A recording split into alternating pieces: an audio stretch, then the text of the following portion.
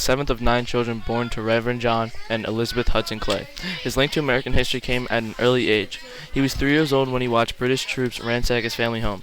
Clay's father owned more than 22 slaves, making him part of the planter class in Virginia. Clay also received a very good education.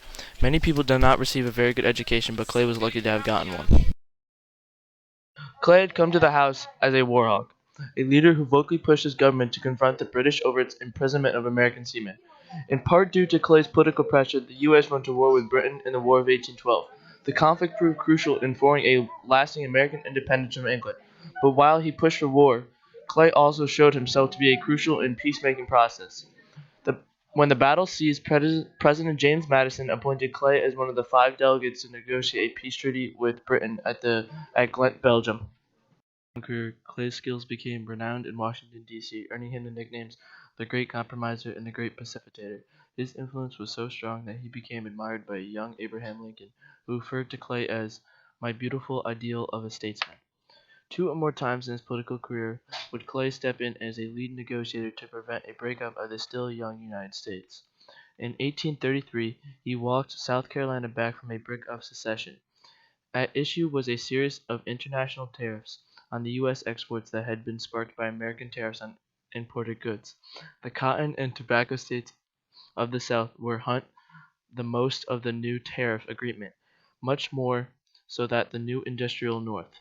Clay's compromise tariff of 1833 slowly reduced the tariff rate and eased the tensions between Andrew Jackson and the White House and Southern legislators. He also participated in the Mississippi Compromise, which was one of his greatest achievements. The Missouri Compromise was a settlement of dispute between slave and free states. Contained in several laws passed during 1820 and 1821, Northern legislators tried to prohibit slavery in Missouri, which was then applying for statehood. His political career kicked off in 1803 when he was elected to the Kentucky General Assembly. Voters gravitated towards Clay's Jeffersonian politics, which early on saw him push for a liberalization of states' constitution. He also strongly opposed the Alien and Sedition Acts of 1798. In 1806, the same year he took on the Burr case. Clay received his first taste of national politics when he was appointed to the U.S. Senate. He was just 29 years old. Over the next few years, Clay served out the unexpired terms in the U.S. Senate.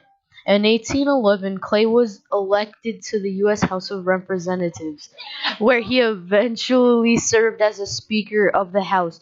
In all, Clay would serve multiple terms in the U.S. House. 1811 to 1814, 1815 to 1821, 1823 to 1825, and Senate 1806 to 1807, 1810 to 1811, 1831 to 1842, and 1849 to 1852.